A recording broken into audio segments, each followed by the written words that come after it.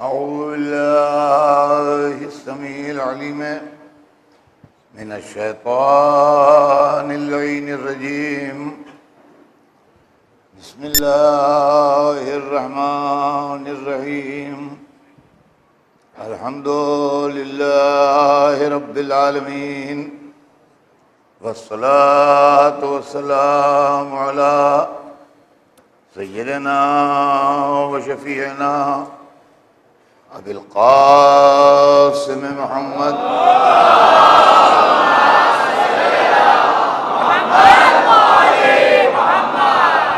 وآلہ الطیبین الطاہرین المعصومین،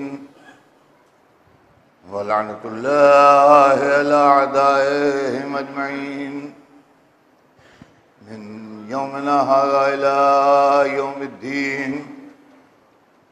اما بعد فقد قال اللہ سبحانہ تبارک و تعالی فی کتابہ المبین وہو اصدق الصادقین. ومن حاجک فیہ من بعد ما جاءک من العلم فقل تعالوا ندعو ابناءنا وابناءکم ونساءنا ونساءکم وانفسنا وانفسکم ثم نبتہل ونجعل لعنۃ اللہ علی الکاذبین. صلوات بھیج دیں محمد.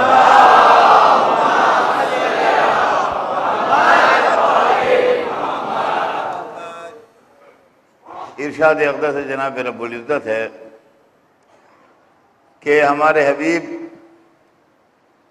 اب اگر اس کے بعد بھی یہ نصارہ نجران آپ سے کٹ حجتی کریں جبکہ آپ کے پاس علم یعنی قرآن آ چکا، تو آپ ان سے کہہ دیجئے کہ تم اپنے بیٹوں کو لاؤ، ہم اپنے بیٹوں کو لائیں، تم اپنی عورتوں کو لاؤ، ہم اپنی عورتوں کو لائیں، تم اپنے نفسوں کو لاؤ، ہم اپنے نفسوں کو لائیں، اور اس کے بعد گڑ گڑا کے اللہ کی بارگاہ میں دعا کریں اور جھوٹوں پر خدا کی لعنت قرار دیں. سلسلہ کلام آپ کے ذہن میں ہے. میں اس عشرہ مجالس میں شان پنجتن پڑھ رہا ہوں، اور کل مولا علی کی زندگی کی ابتدائی واقعات کا تذکرہ ہوا تھا. آج بات آگے بڑھے گی. علی ایک شخص کا نام نہیں بلکہ ایک انسانی معجزے کا نام ہے.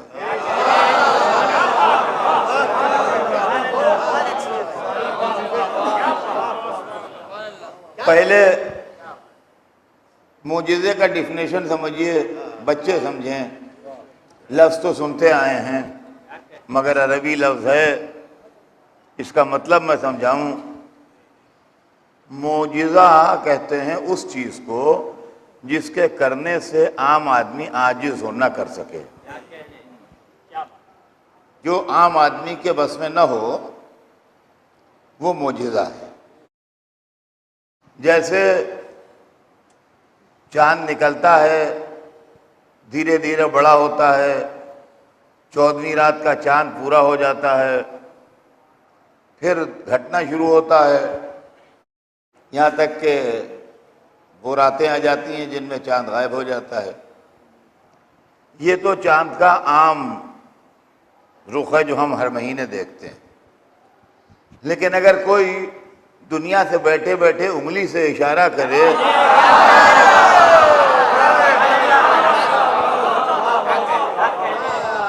اور چاند 2 ٹکڑوں میں برابر کی تقسیم ہو جائے تو یہ معجزہ ہے. اس لیے کہ ایسا ہوتا نہیں ہے. ہم زندگی بھر چاند کو انگلی دکھاتے رہیں، کچھ اثر ہونے والا نہیں ہے۔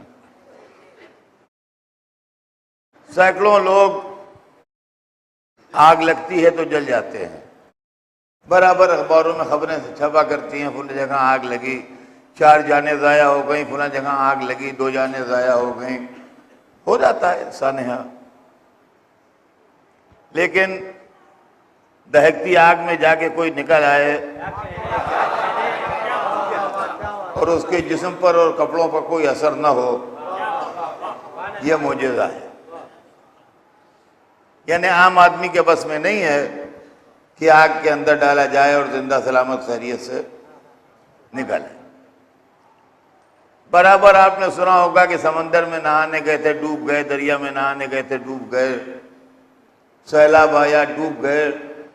تو ڈوبنے کے قصے تو ہر روز اخبار میں مل جاتے ہیں، لیکن کوئی گروہ سمندر کے اندر جائے اور پانی ادب سے راستے دے دے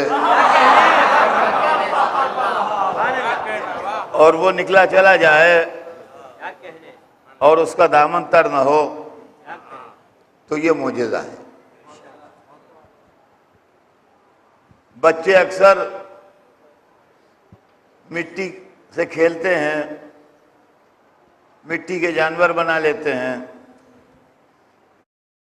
مٹی کی چڑیا بنا کے کوئی آدمی اس کے اندر روح پھونک دے اور وہ چڑیا اڑ جائے،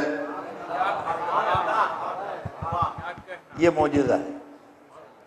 تو مطلب یہ ہے کہ معجزہ کے مطلب یہ ہوا کہ جو عام طور سے نہ ہوتا ہو اور عام آدمی کے بس میں نہ ہو، وہ معجزہ ہے۔ سمجھے آپ؟ اس کے لیے کوئی قید نہیں ہے، جو عام آدمی کے بس میں نہ ہو وہ معجزہ ہے۔ شاید اتنی تمہید کے بعد اب سب کی سمجھ میں آ گیا ہوگا کہ معجزہ کسے کہتے ہیں۔ اب میرا دعویٰ سنیے کہ علی جو ہیں وہ انسانی معجزے کا نام ہے، اور سرور کائنات کو جو معجزے عطا ہوئے ان میں ایک معجزے کا نام قرآن ہے، دوسرے معجزے کا نام علی ہے۔ صلوات بھیجتے ہیں محمد۔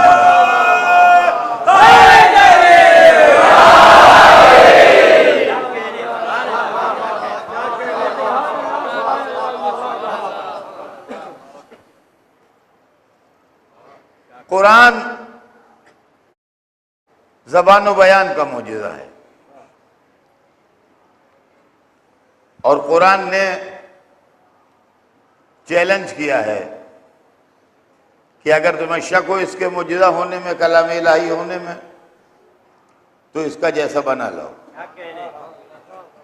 معلوم ہوا کہ کتابیں دنیا میں کروڑوں اربوں ہیں، مگر قرآن کی جیسی کوئی کتاب نہیں ہے۔ زبان و بیان کے معجزے کا نام قرآن ہے، سیرت و کردار کے معجزے کا نام علی ہے۔ اب آپ کہیں گے کن معنوں میں معجزہ ہے؟ جیسا نہ ہوتا ہو ویسا ہو تو معجزہ ہے۔ سینکڑوں کتابیں لکھی گئیں مگر قرآن کی جیسی کوئی کتاب نہ بن پائی، لہذا قرآن معجزہ ہے۔ کروڑوں اربوں انسان پیدا ہوئے لیکن علی کا جیسا کوئی نہ ہو پایا۔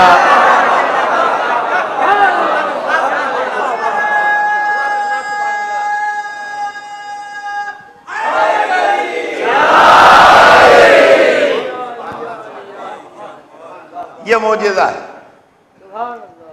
اب اعجاز کی شان سنیے آپ۔ اللہ نے انسان کو صلاحیتوں کا، ٹیلنٹس کا خزانہ بنایا ہے۔ انسان اپنے اندر مختلف ٹیلنٹس رکھتا ہے، مختلف صلاحیتیں رکھتا ہے۔ آپ جس صلاحیت کو ڈیولپ کر لیں، جس ٹیلنٹ کو ڈیولپ کر لیں، آپ ویسے ہو جائیں گے۔ آپ بہترین کھلاڑی بھی ہو سکتے ہیں، آپ بہترین سائنٹسٹ بھی ہو سکتے ہیں، آپ بہترین وکیل بھی ہو سکتے ہیں، آپ بہترین ایڈمنسٹریٹر بھی ہو سکتے ہیں، آپ بہترین ڈاکٹر بھی ہو سکتے ہیں، آپ بہترین پروفیسر بھی ہو سکتے ہیں، بہرحال بہترین مصور بھی ہو سکتے ہیں، بہترین ریسلر بھی ہو سکتے ہیں، سب چیز ہو سکتے ہیں آپ. لیکن جب ایک صلاحیت ڈیولپ ہوتی ہے تو ساری صلاحیتیں دب جاتی ہیں. ایک آدمی کرکٹ کا شوقین ہے، اس نے اپنی پوری زندگی بچپن سے کرکٹ کھیلنے کے لیے وقف کر دی. تو یہ تو ممکن ہے کہ اس کا نام انٹرنیشنلی کرکٹ میں پاپولر ہو جائے اور وہ بیسٹ پلیئر مان لیا جائے کرکٹ کا، اس کے اندر ٹیلنٹ و صلاحیت ہے. لیکن وہی جو بیسٹ پلیئر ہو وہی دنیا کا سب سے بڑا باکسر بھی ہو، وہی دنیا کا سب سے بڑا اسکالر بھی ہو، وہی دنیا کا سب سے بڑا ایڈمنسٹریٹر بھی ہو، وہی دنیا کا سب سے بڑا مفکر بھی ہو، وہی دنیا کا سب سے اچھا جج بھی ہو، وہی دنیا کے سب سے اچھا مقرر بھی ہو، وہی عبادتوں میں بھی بے مثال ہو، یہ پاسبل نہیں ہے. تو ساری دنیا میں چراغ لے کے ڈھونڈیے گا تو آپ کو کوئی ایک انسان ایسا نہ ملے گا جس کے سارے ٹیلنٹس ایک ساتھ ڈیولپ ہو رہے ہیں. میں نے اس لیے علی کو معجزہ کہا کہ علی جیسے میدان جنگ میں ہیں ویسے ہی محراب عبادت میں ہیں، ویسے ہی خطیب منبر.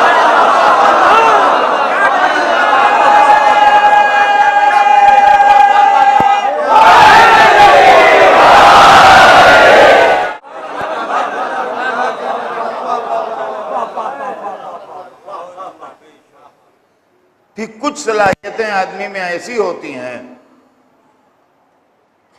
جو دو ایک ساتھ جمع نہیں ہوتی ہیں. کچھ ٹیلنٹس اور کچھ صلاحیتیں ایسی ہیں جو دو ایک ساتھ جمع نہیں ہوتی. یعنی اگر وہ آدمی میدان جنگ کا بہت کھرا ہے اور جو سامنے آتا ہے وہ اس کا گلا کاٹ لیتا ہے، اکیلے دم سے لشکروں کو بھگاتا ہے، اکیلے دم سے میدان میں لاشوں کے انبار لگا دیتا ہے، اس کی طاقت کا چرچا دنیا بھر میں ہے، تو پھر اس سے یہ امید نہ رکھیے کہ کسی یتیم کے آنسو اسے روک لیں گے یا کسی بیوہ کی فریاد کو سننے کے لیے وہ ٹھہر جائے گا یا کسی غریب کا بوجھا وہ اس کے گھر تک پہنچا دے گا. اس لیے کہ میدان جنگ میں رہتے رہتے، لاشیں دیکھتے دیکھتے، گردنیں کاٹتے کاٹتے اس کا دل سخت ہو گیا ہے. لہذا اب اس کے دل سے نرمی کی توقع نہ کیجیے، اور اگر رحم دل ہے، غریب پرور ہے، یتیموں کی دیکھ بھال کرتا ہے، بیواؤں کی خبرگیری کرتا ہے، مفلسوں پریشانوں کے حال پر ہوتا ہے، تو اس کو میدان جنگ میں نہ لے جائیے. یہ میدان جنگ کا کھرا نہیں ثابت ہوگا، اس لیے کہ اس کے دل کی نرمی اس کو تلوار سنبھالنے سے روکے گی. کیا کہنا علی کا کہ جب رحم دلی پہ آتے ہیں تو علی سے بڑھ کے رحم دل نہیں، اور جب میدان میں آتے ہیں تو علی سے بڑھ کے شیطان.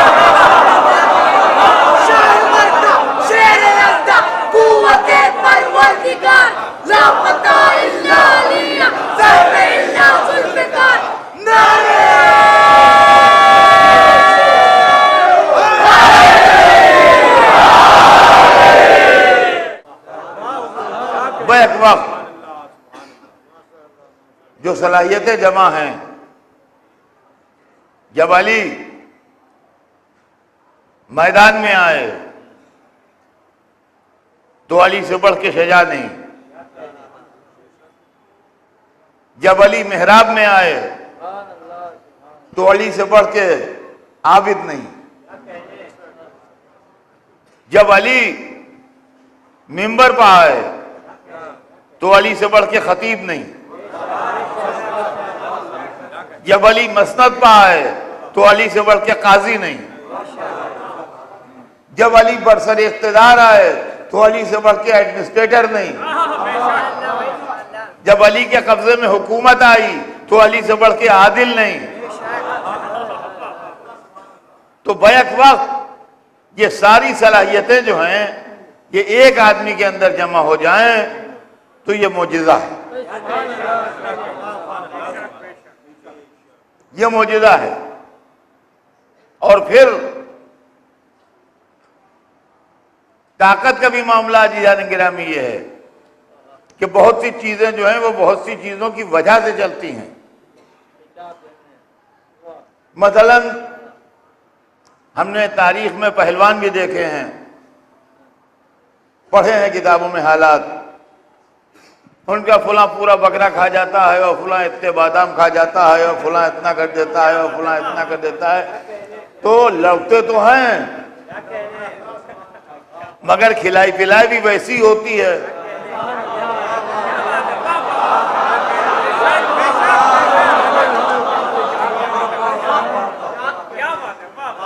کھلائی پلائی بھی ویسی ہوتی ہے، غذا بھی ویسی ہے، خوراک ویسی ہے، ظاہر ہے طاقت بھی ویسی ہے۔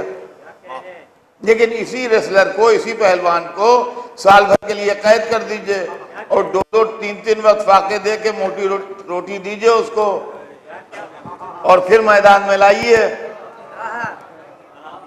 تو معلومہ بھوکے رہتے رہتے وہ طاقت ختم ہو گئی۔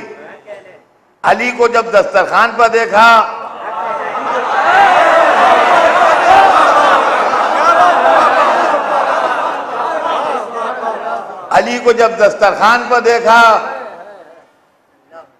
تو بغیر چھنے ہوئے آٹے کی جو کی روٹی، وہ بھی سوکھی ہوئی، خشک تر نہیں، تازی نہیں، سوکھی ہوئی جو کی روٹی جس کے اندر جو کی بھوسی ملی ہوئی تھی، اور اس کو توڑ رہے ہیں اور وہ اتنی سخت ہے کہ ٹوٹتی نہیں، تو ایک طرف زانو سے دبا کے اس کو توڑا، تو ایک طرف غذا یہ ہے کہ جو کی سوکھی روٹی زانو سے دبا کے توڑ رہے ہیں، اور دوسری طرف طاقت یہ ہے کہ بائیں ہاتھ میں باب خیبر اٹھا رہے ہیں۔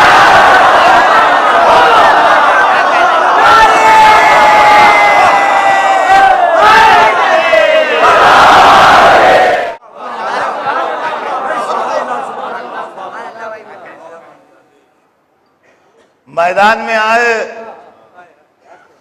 تو اللہ فتح کا خطاب ملا، مسند فیصلہ پہ آئے تو رسول نے کہا اقضاکم علی، تم میں سب سے بہترین قاضی علی ہیں۔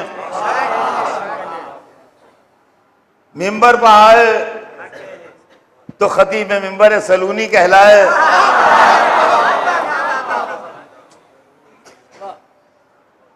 زہد و عبادت کی منزل میں آئے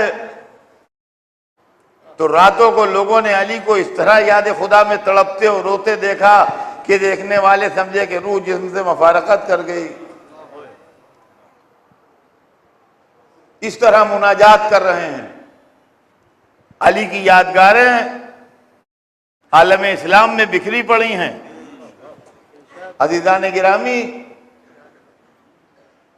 یہ دعائیں جو ہیں جو آپ پڑھتے ہیں، جیسے دعائے کمیل ہے جو برابر شب جمعہ پڑھی جاتی ہے، بہت ثواب ہے اس کا پڑھنے کا،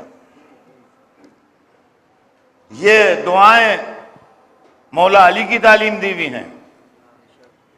آپ ان دعاؤں کو پڑھیے اور دیکھیے کہ اس کے اندر معرفت کے کتنے خزانے ہیں جو بند ہیں، اس کے اندر معرفت کی کتنی کہانیاں جو چھپی ہوئی ہیں۔ نہج البلاغہ پڑھیے، معرفت خدا، معرفت رسول، معرفت اسلام، معرفت دین، سب کچھ نہج البلاغہ کے اندر آپ کو ملے گا۔ عزیزان گرامی، اسلام کی تاریخ میں اگر آج کوئی یہ سوال کر لے کہ جس زمانے کو تم جھوم جھوم کے بیان کرتے ہو اس زمانے کی کوئی تحریری یادگار تمہارے پاس ہے؟ بزرگان اسلام نے اپنی کوئی یاد چھوڑی ہے کہ جو تمہارے سامنے ہو اور جس کو دیکھ کے تم فخر کر سکو؟ تو عزیزان گرامی، وہ زمانہ جو رسول اللہ کا زمانہ تھا، حیات رسول کا، اس زمانے کی تحریری یادگاریں ہمارے پاس 3 ہیں۔ اللہ کی یادگار میں قرآن ہے جو کلام خدا ہے، رسول کی یادگار میں حدیث نبوی ہے جو اسلام کے لیے رہنما کا کام کرتی ہے، اور اس کے بعد جو بزرگان اسلام گزرے ہیں ان میں سے ایک ہی کی یادگار ہے جس کا نام ہے نہج البلاغہ۔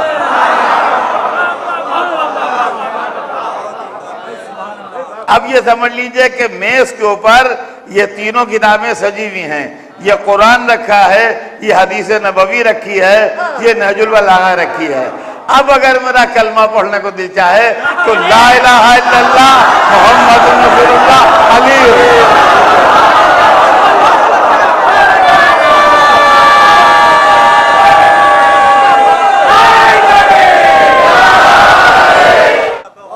تو عزیزان گرامی،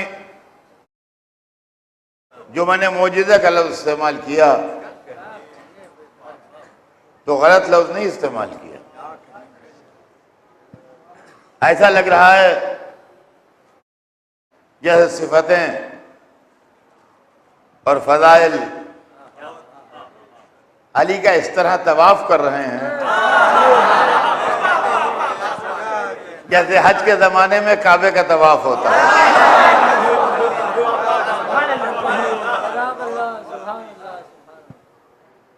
جیسے حج کے زمانے میں کعبے کا طواف ہوتا ہے، علی فضائل لینے نہیں جاتے ہیں بلکہ فضائل علی کے گھر پہ آتے ہیں۔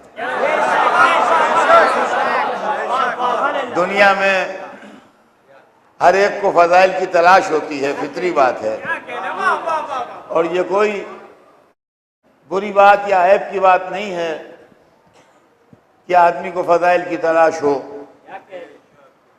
اچھی بات ہے کہ آدمی فضیلت ڈھونڈے، لیکن علی فضیلت ڈھونڈتے نہیں ہیں بلکہ فضائل خود علی کو ڈھونڈ رہے ہیں، اور فضائل کا مقصود علی ہیں۔ ولایت کو علی کی تمنا ہے یا علی کو ولایت کی تمنا ہے؟ اگر نماز پڑھ کے سائل کو انگوٹھی دینے جائیں تو علی کو ولایت کی تمنا، اگر حالت نماز میں اتار لے جائے تو ولایت کو علی کی تمنا۔ علی کو جنت کی تمنا ہے کہ جنت کو علی کی تمنا ہے؟ اگر مسکین و یتیم و اسیر کو بلانے جائیں تو علی کو جنت کی تمنا، اگر دروازے سے بھیک مانگ کے روٹیاں لے جائیں تو جنت کو علی کی تمنا۔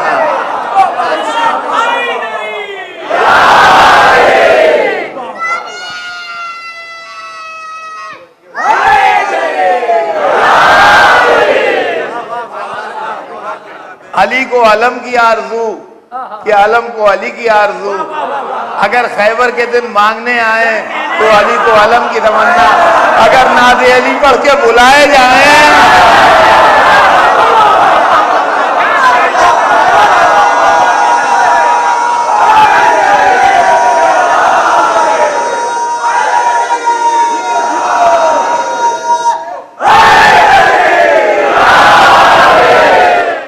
بس اب ایک بات اور رہ جاتی ہے کہ کعبے کی تمنا علی کہ علی کی تمنا کعبہ؟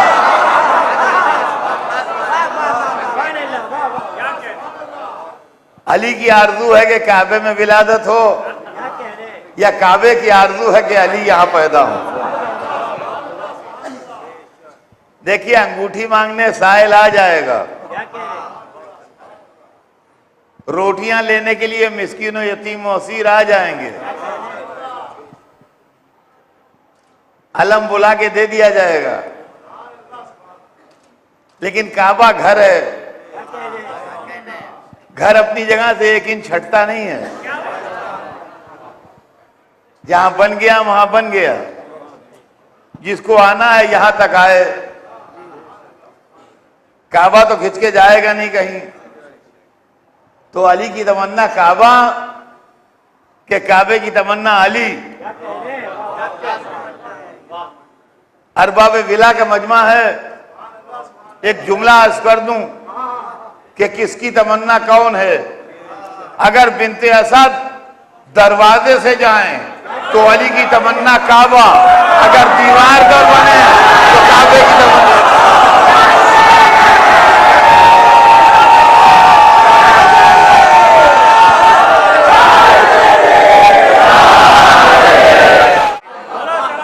تو فضائل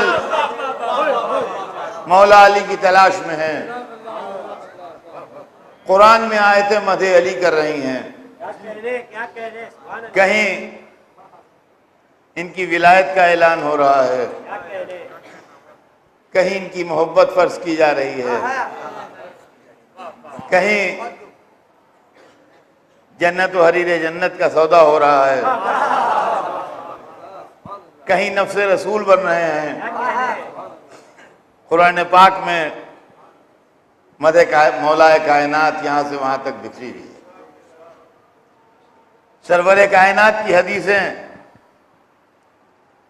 شان حیدر کرار میں ایک دو حدیثیں نہیں،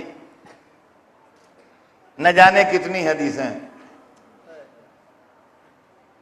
ذکر علی جی عبادت، علی کا ذکر عبادت ہے۔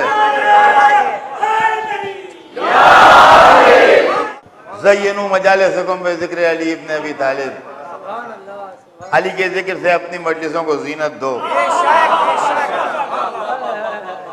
علی منی وانا منہ، علی مجھ سے ہے میں علی سے ہوں۔ علی منی بمنزلت ہارون من موسیٰ، علی کو مجھ سے وہ نسبت ہے جو ہارون کو موسیٰ سے تھی۔ انا مدینۃ العلم وعلی بابھا، میں علم کا شہر ہوں، علی اس کا دروازہ ہے۔ غرض کوئی حد و انتہا نہیں اسلامی کتابوں میں، یہاں سے وہاں تک احادیث مبارک جو ہیں وہ بکھری ہوئی ہیں، اور ہوتے ہوتے ایک حدیث جو حکم خدا سے ارشاد فرمائی گئی ہے، من کنت مولا ہو فہذا،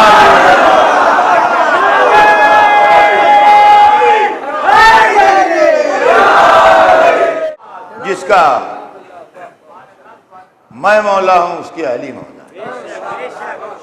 اور آپ کبھی عالم اسلام میں علی کی حیثیت تو دیکھیے کہ رسول کے زمانے میں سرور کائنات نے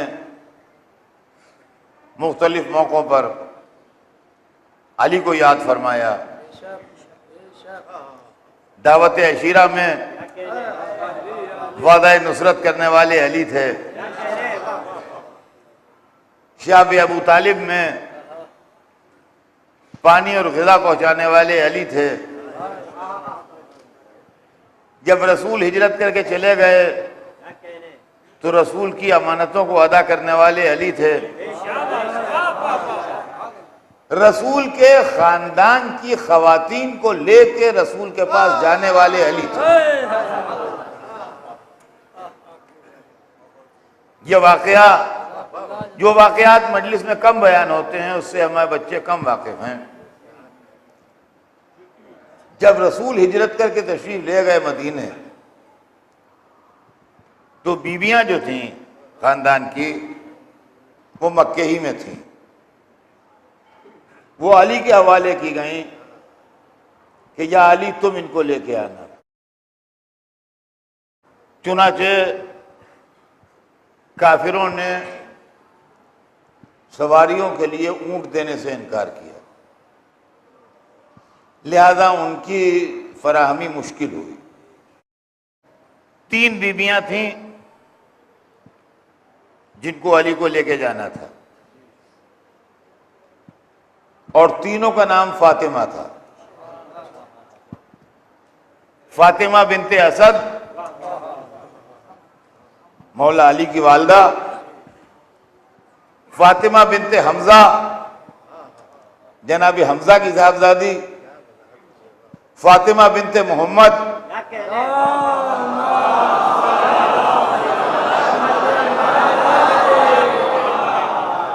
سرور کائنات کی صاحبزادی۔ یہ 3 بیویاں تھیں۔ تاریخ لکھتی ہے کہ تینوں کا نام اتفاق سے فاطمہ تھا۔ بمشکل تمام 3 اونٹ فراہم ہوئے، تو مولا علی نے ان تینوں اونٹوں پر تو ان تینوں بیویوں کے سفر کا انتظام کیا، اور خود یہ طے کیا کہ میں یہ مسافت پیدل طے کروں گا۔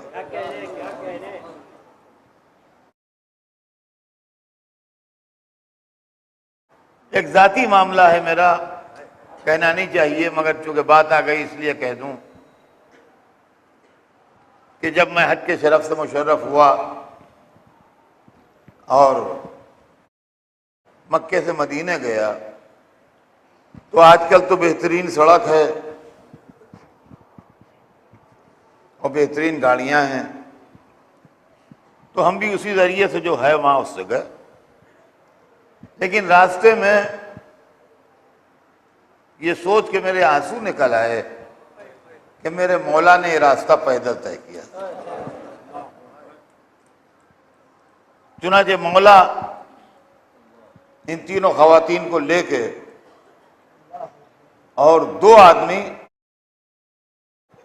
رہبر کے طور پر راستہ بتانے والے مہیا ہوئے، جو ساتھ جاتے تھے قافلوں میں۔ تو یہ تینوں آدمی پیدل چلے اور بیویاں سواری پر چلیں۔ مکے والوں کی پالیسی یہ تھی کہ ہجرت سے روکتے تھے اور ہجرت نہیں کرنے دیتے تھے، چاہتے تھے کہ اپنے شہر میں قیدی بنا کے رکھیں۔ قافلہ مکے سے نکلا، تھوڑی دور چلا تھا کہ مکے والوں کو خبر ہو گئی۔ جب مکے والوں کو خبر ہو گئی تو مکے والے گھوڑوں پر بیٹھ کے قافلے کے پیچھے اس کو چیس کرتے ہوئے، اس کا تعاقب کرتے ہوئے چلے۔ ظاہر ہے کہ یہ لوگ اونٹوں پہ جا رہے تھے، وہ گھوڑوں پہ آ رہے تھے، تو تھوڑی دور قافلہ بڑھا تھا آگے کہ وہ لوگ پہنچ گئے۔ تو جو دونوں رہبر تھے، جب انہوں نے دیکھا کہ وہ لوگ آ رہے ہیں تو سراسیمہ ہو گئے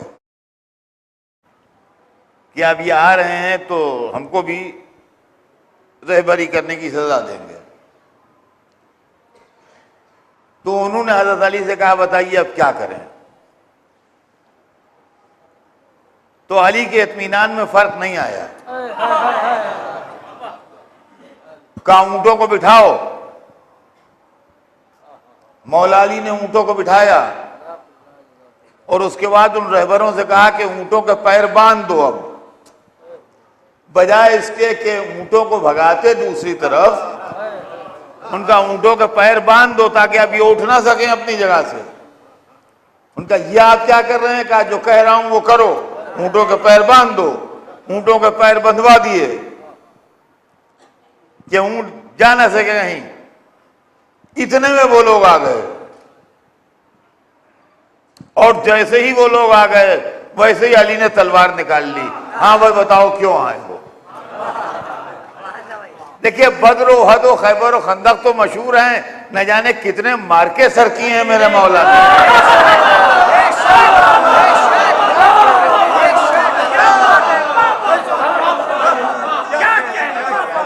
ہاں بولو بھائی کیوں آئے ہو؟ کہا ہم تمہیں جانے نہیں دیں گے اس لیے آئے ہیں. کہا روک سکتے ہو تو روک. یہ کہہ کے ایک بار میں ایک آدمی کا سر اڑا، دوسرے میں دوسرے کا سر اڑا، 2 سر گرے، بقیہ لوگ جو تھے وہ بھاگ نکلے.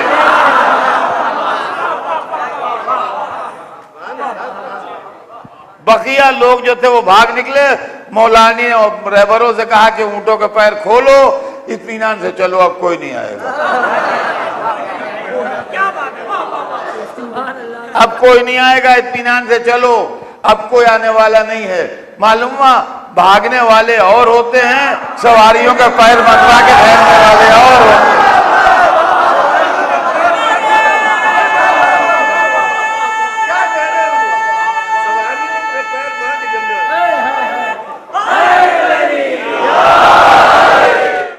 تو عزیزان گرامی، اس طریقے سے رسول کے خاندان کے افراد کو اور خاص طور سے مخدرات عصمت و طہارت کو بحفاظت رسول اللہ تک پہنچایا. یہ بھی مولا علی کا ایک کارنامہ ہے. اور پیدل مکے سے مدینے تک کا سفر آپ نے کیا، جس کے لیے تاریخ میں یہ ہے کہ جب رسول اللہ سے ملاقات ہوئی ہے تو پیر زخمی تھے اور سوجے ہوئے تھے. تو رسول اللہ اس کو دیکھ کے آپ دیدہ ہوئے. تو عزیزان گرامی، رسول کی زندگی میں مختلف موقعوں پر، پھر بدر کی لڑائی میں علی کام آئے، احد میں علی نے مدد کی، خندق میں علی اٹھے، خیبر میں علی بلائے گئے، اور اس کے علاوہ مختلف موقعوں پر علی ابن ابی طالب نے نصرت و مدد کی. جب تک سرور کائنات زندہ رہے، جب تک سرور کائنات کی نصرت و مدد میں ہر وقت کمر بستہ رہے. اور جب رسول دنیا سے گزر گئے تو اقتدار تو علی کے پاس نہیں رہا، لیکن مشکل کشائی رہی. توجہ چاہتا ہوں، مشکل کشا رہے. چنانچہ جب مشکلات درپیش ہوتے تھے تو لوگ اپنی مشکلیں لے کے جب کہیں حل نہیں ہوتی تھیں تو در علی پہ آتے تھے. تاریخ گواہ ہے کہ رسول کے بعد اور خلافت علی سے پہلے جو دور گزرا ہے، تقریباً 25 سال، اس میں مولا علی کی حیثیت سپریم کورٹ کی رہی. ملک میں جو حیثیت سپریم کورٹ کی ہوتی ہے کہ آخر میں مقدمہ سپریم کورٹ جاتا ہے، اور جب سپریم کورٹ سے کوئی فیصلہ ہو جاتا ہے تو پھر اس کی اپیل نہیں ہوتی.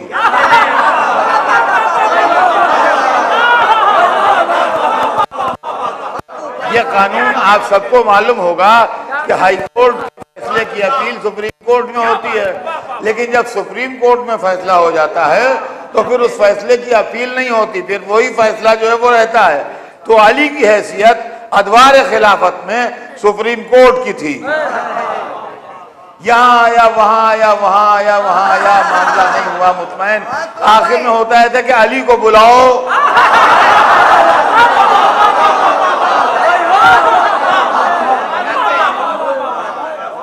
علی کو بلاؤ. اور جب مولا علی آتے تھے تو پھر سب خاموش ہو جاتے تھے، اور علی مقدمہ سن کے جو فیصلہ سنا دیتے تھے پھر علی کے بعد کسی اور کے پاس نہیں جاتا تھا وہ فیصلہ. بس جو فیصلہ کر دیا وہ کر دیا.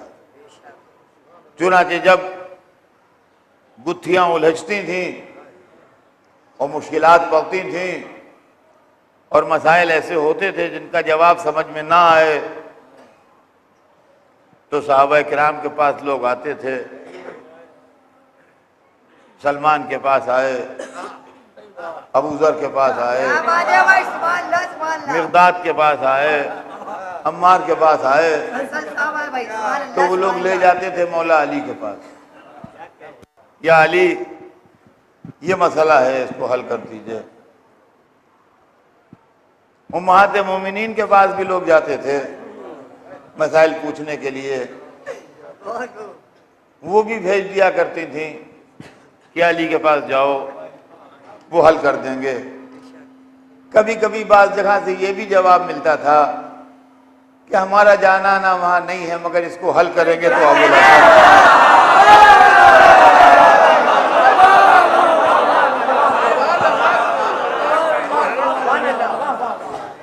اور جہاں دست و بازو پر حکومت چل رہی تھی، کبھی کبھی وہ لوگ بھی مولا علی کے پاس آتے تھے اور اپنے مسائل اور اپنی دشواریاں علی کے پاس رکھتے تھے. اور جب علی ان مشکلات و مسائل کو حل کر دیتے تھے تو کبھی کبھی اعتراف خدمات کے طور کے اوپر یہ بھی کہہ دیتے تھے کہ اگر علی نہ ہوتے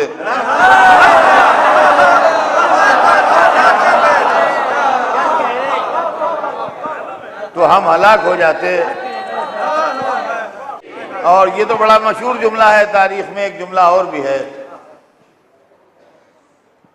کہ اعوذ باللہ من معضلۃ لیس لہا ابو الحسن، میں ایسی لفظشوں سے پناہ مانگتا ہوں جس کو حل کرنے کے لیے ابو الحسن یعنی مولا علی نہ ہو. آپ کا لقب ابو الحسن تھا نا، تو ابو الحسن جس کے لیے نہ ہو. یہ بھی جملہ تاریخ میں ملتا ہے کہ کہا جاتا تھا. تو اس طریقے سے مولا علی نے ان ادوار میں مشکل کشائی کی. ہم 1400 برس بعد پیدا ہوئے.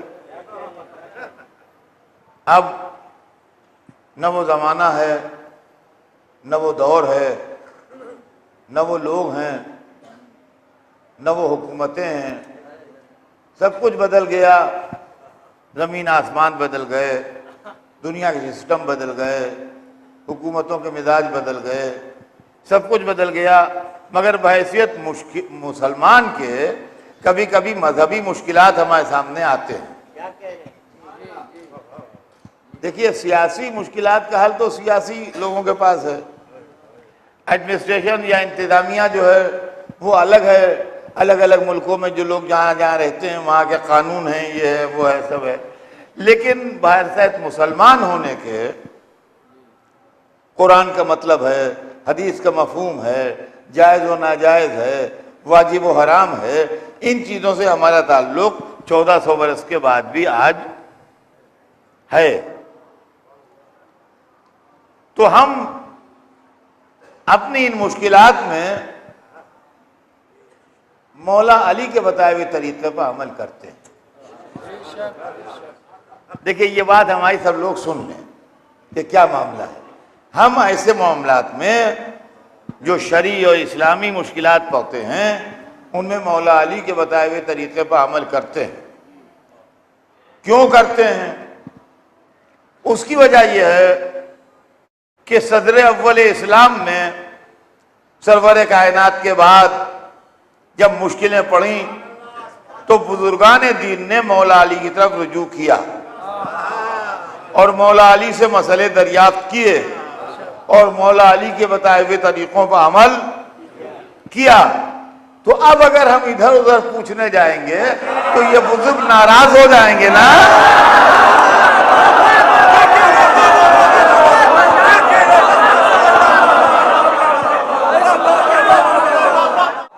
وقت تمام ہوا، بات کل آگے بڑھے گی اور مجھے آپ کے سامنے اسلام کی تاریخ کے بعد اہم گوشوں پر روشنی ڈالنا ہے. وہ انشاءاللہ کل ڈالوں گا. آج تو اتنا کہ علی نے اسلام کو بچایا اور علی کے بعد اولاد علی نے اسلام کو، وہ علی کا خاندان تھا اور وہ ابو طالب کا پاکیزہ خون تھا جو اسلام کی نصرت کے لیے بہایا گیا اور ہر منزل کے اوپر کام آتا رہا۔ بات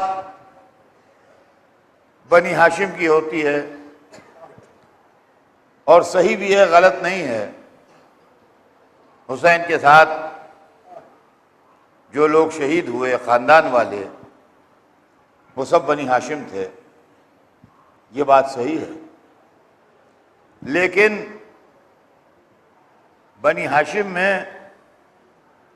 سب بنی ہاشم نہیں تھے۔ حسین کے ساتھ شہید ہونے والوں میں وہ بنی ہاشم تھے جو ابو طالب کی اولاد ہے۔ چنانچہ جو بنی ہاشم کے شہداء ہیں ان میں جناب عقیل کی اولاد ہے، جناب جعفر کی اولاد ہے، مولا علی کی اولاد ہے، امام حسن کی اولاد ہے، امام حسین کی اولاد ہے اور خود امام حسین ہے۔ تو یہ سب جو ہے یہ وہ بنی ہاشم تھے جو بنی ہاشم تو تھے مگر نسل ابو طالب سے تھے۔ اس لیے کہ عقیل ابن ابی طالب، جعفر ابن ابی طالب، علی ابن ابی طالب، عباس ابن علی ابن ابی طالب، علی اکبر ابن حسین ابن علی ابن ابی طالب، قاسم ابن حسن ابن علی ابن ابی طالب، تو اس طریقے سے یہ سارے رشتے جو ہیں جا کے ابو طالب سے مل جاتے ہیں۔ ہم انہی شہیدوں اور انہی بے کسوں پر رونے کے لیے جمع ہوئے ہیں اور ان کا ماتم کرنے کے لیے جمع ہوئے ہیں۔ عزیزان گرامی، تاریخیں آگے بڑھتی جاتی ہیں۔ آج 5ویں محرم ہو گئی۔ کل میں نے آپ کی خدمت میں عرض کیا تھا کہ جب حبیب نے مظاہر آئے اور شہزادی نے سلام کہلوایا تو حبیب خاک پر گر کے لوٹنے لگے۔ کہا کیا میں اس قابل ہوں کہ مجھے زینب کبریٰ سلام کریں؟ اور اس کے بعد یہی حبیب نے مظاہر تھے کہ جب نماز ظہر کے لیے حسین نے اجازت مانگی اور ایک بدتمیز نے گستاخی کی تو یہ کہتے ہوئے چلے گئے کہ مولا اب یہ نماز جنت میں ہوگی، اور اس کے بعد سے کہا ما تقول یا ابن فائلہ، او بدکردار ماں کے بیٹے کیا بک رہا ہے، یہ کہہ کے اس کے اوپر حملہ کیا اور فوج کے بادل میں ڈوب گئے، لوٹتے رہے، ادھر حسین نماز پڑھتے رہے۔ میرا دل کہتا ہے میدان جنگ میں حبیب اشارہ نماز پڑھتے رہے ہوں گے، نماز پڑھتے رہے ہوں گے، لیکن جہاد نصرت حسینی بھی کرتے رہے۔ ادھر حسین کی نماز تمام ہوئی، ادھر حبیب گھوڑے سے گرے، آواز دی مولا خبر لیجئے، حسین حبیب کے لاشے پہنچے، سردانوں پر رکھا، کہا حبیب جاؤ میں بھی آ رہا ہوں۔ قرآن کی آیت کی تلاوت کی، وَمِنْهُمْ مَنْ قَضَى نَحْبَهُ وَمِنْهُمْ مَنْ يَنْتَظِرُ وَمَا بَدَّلُوا تَبْدِيلًا۔ ارے وہ کچھ اپنی عمر کی مدت پوری کر گئے اور کچھ انتظار کر رہے ہیں۔ حبیب کے لاشے کو اٹھا کے لائے، ہے حبیب کے لاشے کو لانے والے، تیری میت اٹھانے والا کوئی نہ تھا۔ حسین کا لاشا جلتی زمین پر مقتل میں پڑا تھا، گھوڑوں کی نال بندی ہو رہی تھی، زینب تڑپتی پھر رہی تھی، ارے میرا بھیا، ارے میرا حسین، ارے بھائی کے بدلے بہن کو پامال کر لو، بھائی کر لو۔